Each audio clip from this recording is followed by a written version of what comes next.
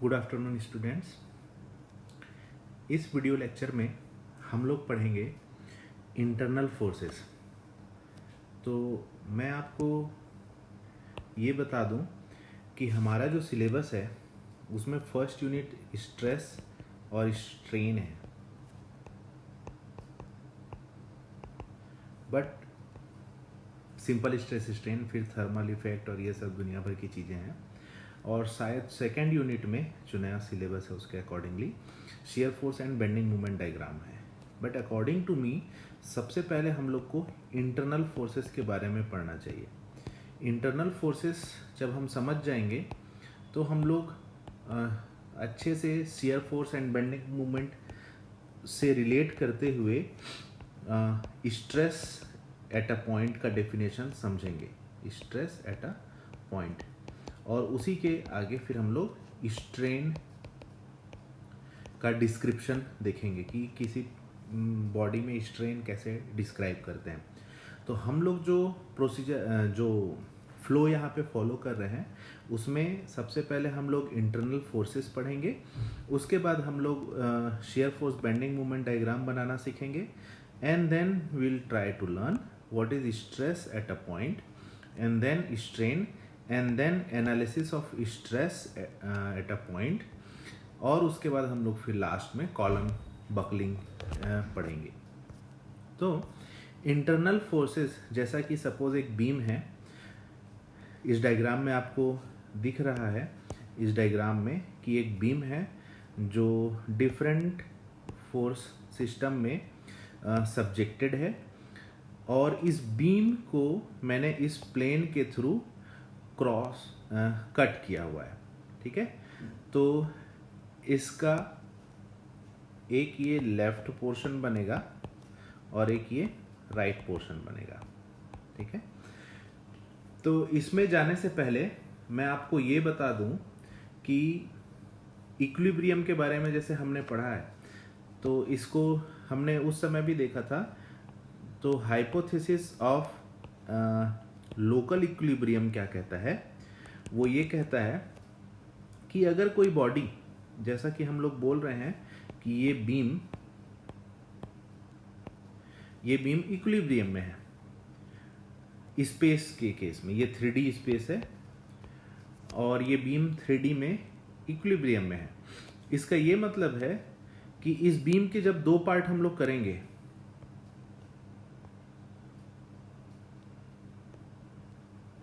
ये लेफ्ट वाला और ये राइट वाला पार्ट,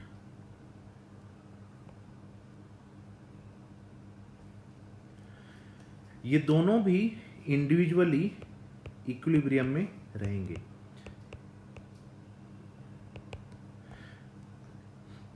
तो अब ये दोनों इक्विलिब्रियम में कैसे रहेंगे? क्योंकि जब हम इस लेफ्ट पार्ट को कंसीडर करेंगे तो हमारे पास यहाँ से दो फोर्स आएगा, एक ये वाला फोर्स और एक ये फोर्स। ठीक है, तो इक्विलिब्रियम में रखने के लिए यहाँ पे जो फोर्स एक्ट करेंगे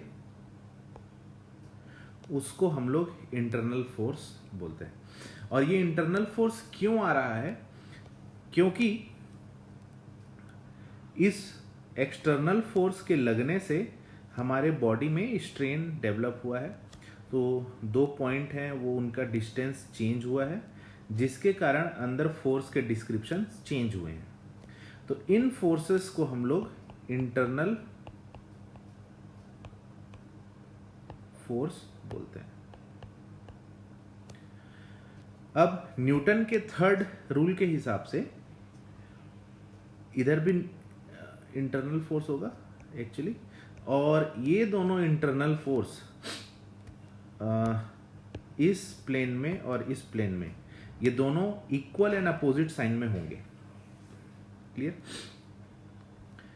तो ये होता है इंटरनल फोर्स। अब क्योंकि ये इंटरनल फोर्स इनफाइनाइट पॉइंट पे है, ये अंदर बहुत ज़्यादा इनफाइनाइट पॉइंट्स हैं, so we can't describe and it's difficult to find the magnitude of this internal forces. तो इसको एक साइंटिस्ट हैं जिनका नाम है पॉइंसॉट, इन्होंने थ्योरम दिया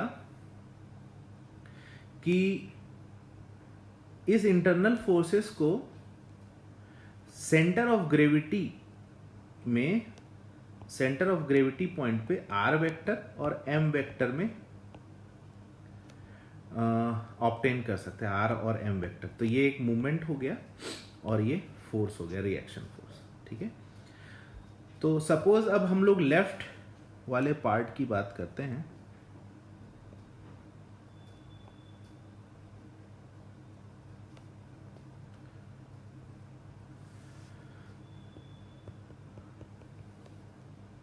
और ये इसका एक्स एक्सिस है।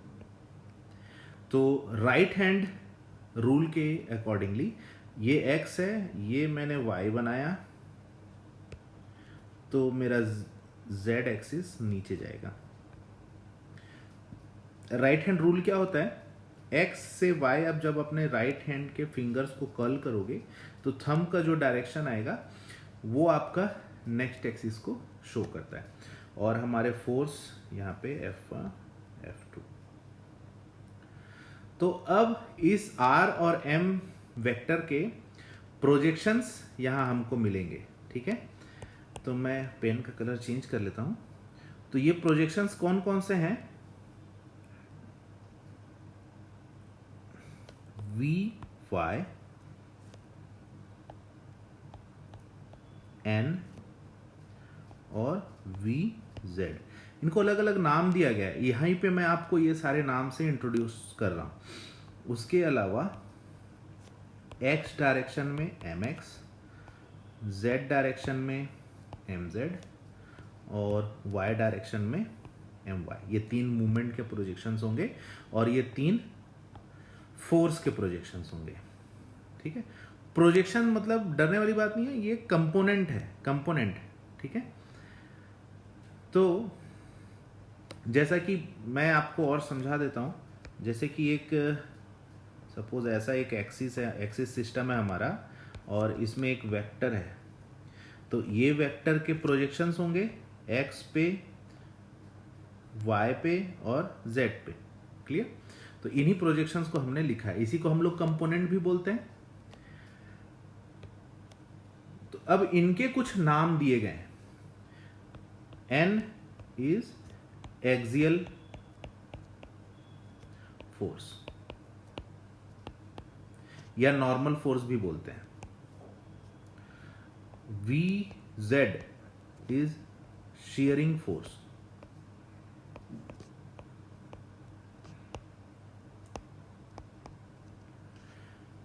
onto Z axis.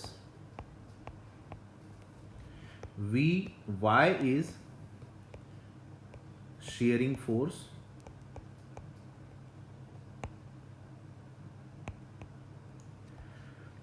onto Y axis. Similarly movement के भी कुछ नाम दिए गए हैं। MX, X डायरेक्शन में जो है उसको हम लोग T से भी डिनोट करते हैं और इसको हम लोग बोलते हैं torsion movement.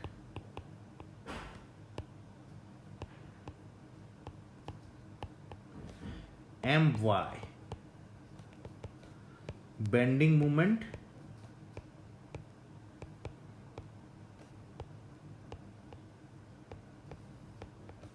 about Y axis. And MZ, it is the bending moment about Z axis.